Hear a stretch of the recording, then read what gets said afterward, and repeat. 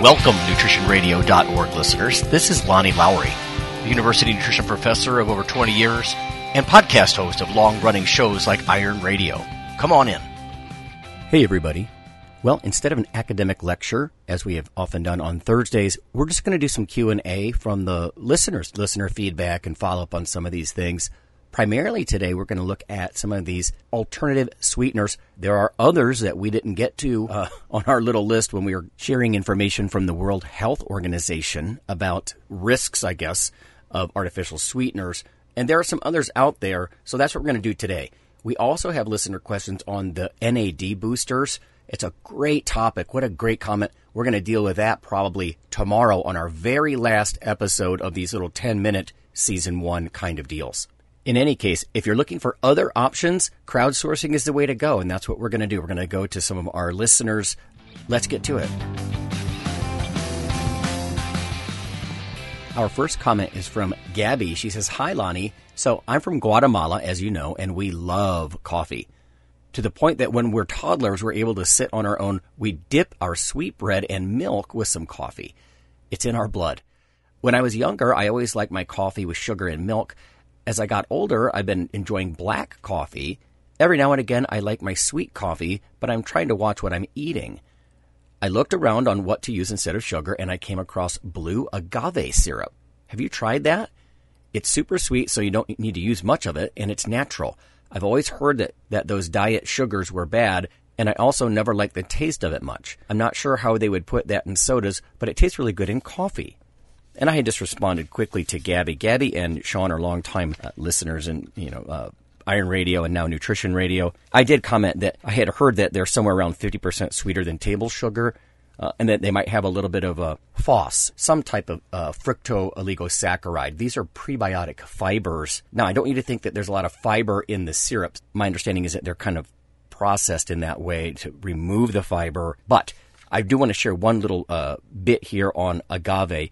Now, keep in mind, this piece is about the fiber, not just the sugar syrup, right? The sugar syrup, if anything, has similar or even slightly higher calorie load than traditional sweeteners do, but it's so sweet you use less, which is the point that Gabby was making, something like 50% sweeter, and I'm not surprised by that because fructose itself is sweeter than sucrose, like table sugar. But in any case, there are fibers from the agave plant. This is just a brand new piece from Journal of Food Science Technology from Garcia Villalba and colleagues.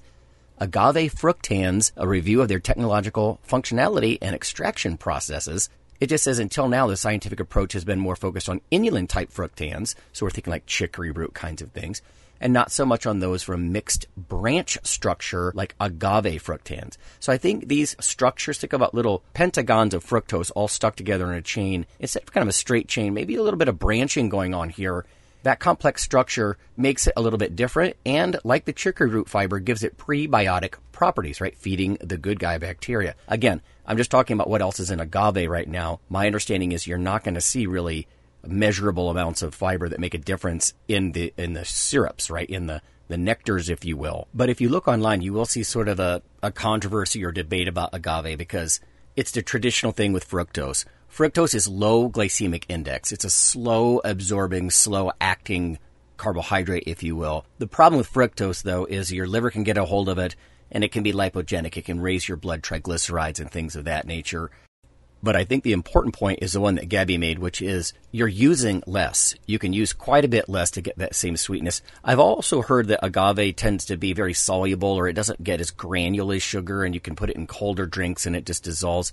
Even that it's got, depending on whether it's like a lighter syrup or a darker, I think the darker ones have almost a more caramely or butterscotchy kind of flavor, has a specific flavor, right? I encourage you to look up some of the food science behind this kind of stuff. Obviously, there's a tequila link and all that kind of stuff. Pretty cool. Now, there's another piece I have here on yet another sweetener, alternative to, the artificial kind of things that we're getting warned about, but also to as an alternative to, just sucrose, table sugar, the disaccharide. Rocker75 Metalhead, he says, have you tried allulose? It claims to be an almost zero-calorie sweetener that's naturally derived from sugar. It doesn't have the bitter aftertaste of stevia or the chemical flavor of aspartame. And for baking, it's basically a one-to-one equivalent to sugar. I like it quite a lot, quite a bit, but it's pricey and I don't use a ton of sweeteners. So that isn't a roadblock for me. And, good point, Rocker. I've heard a lot about allulose from industry colleagues. I can't really share exactly what, but the first study I ever saw on allulose, I think it was all the way back in like 07, 08. Why did it get so popular? I think it's partly because the FDA has acknowledged that it's a low-calorie sweetener. It's only got like 0.4 calories per gram instead of 4. So 1/10 the calories of something, a traditional sugar. But this is a news podcast, so here's the news. It's not brand new, of course. This is actually from April of 2019. From FDA.gov, it says, FDA in brief, FDA allows the low-calorie sweetener allulose to be excluded from total and added sugar counts on the nutrition and supplement facts labels when used as an ingredient. Now, I'm sure there are companies like the Quest Bar, Quest Nutrition, they're very encouraged by that kind of embracing from the FDA that, okay, yeah, this is not a traditional 4 calorie per gram kind of sugar. The document says, today we're taking such a step by issuing a draft guidance on the label of allulose, the labeling of allulose, a sweetener that may be used as a substitute for certain sugars and foods, so that information presented on the Nutrition and Supplement Facts panel appropriately represents its unique properties, says Susan Main, PhD, Director at FDA's Center for Food Safety and Applied Nutrition. But wait, there's more. Just looking around the web, here's something from Diabetes Daily, 7 ways to sweeten your coffee without sugar. We've tried every zero-carbohydrate sugar alternative that we've come across. Here are our opinions. And keep in mind that this wouldn't just be for diabetics, right? Anybody trying to limit carbs. Allulose.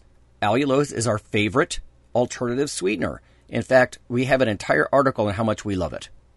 Of every alternative sweetener we've tried, it tastes the best. That is, the most like true sugar. No aftertaste, no chemical flavor, no strange mouthfeel. It might even be especially healthy. And maybe we'll leave that for another day. From the information I've seen, my personal opinion, I would start with something like 5 to 10 grams of this, maybe not more, just to kind of see where you are with tolerance and that kind of thing. Like anything, as we start to embrace something new, you might want to say, how does it interact with your gut microbiome and all that kind of stuff. I will say this, though. I was looking at a discussion in a paper recently. They were looking at erythritol, which is another sweetener, and allulose. It says doses of 25 grams of allulose and 50 grams of erythritol are typically well tolerated. But again, I don't think I would start that high. I do know that when I consume those Quest bars, this might just be me, I only eat half of one at a time because they tend to make me feel just a little bit weird, gastrointestinally. But my main interest in reading this was that both D-allulose and erythritol may have beneficial effects on glucose metabolism, right, on carb handling in the body. In addition, both have been shown to stimulate the release of GI satiety hormones. Of interest are CCK, GLP-1, we've been talking about those agonist meds quite a bit, and PYY, which induce a retardation of gastric emptying, an increase in satiety and fullness, and a reduction in food intake. Now that's interesting, right? Because in humans, glucose can release CCK, GLP-1, PYY, these satiety-type hormones, but that's not the case for artificial sweeteners such as sucralose, ACE-K, etc. So this is a little bit more like real sugar in the way that these satiety hormones, right, these sense of fullness kinds of hormones react. Anyway, we've been at it for a bit, just looking at these 2 questions. We've got more as we round out episode 100 tomorrow, the very last of our daily 10-minute sort of news blurbs. That's going to be season 1. As we move towards season 2, expect similar segments all at once, released once a week with a fun co-host, a little bit different format. And, we got one more before us tomorrow, and we'll see you then. The NutritionRadio.org podcast is for informational purposes only. If you're interested in starting a diet or exercise program, check with your physician, nutritionist, or qualified exercise physiologist in order to make the progress that you need.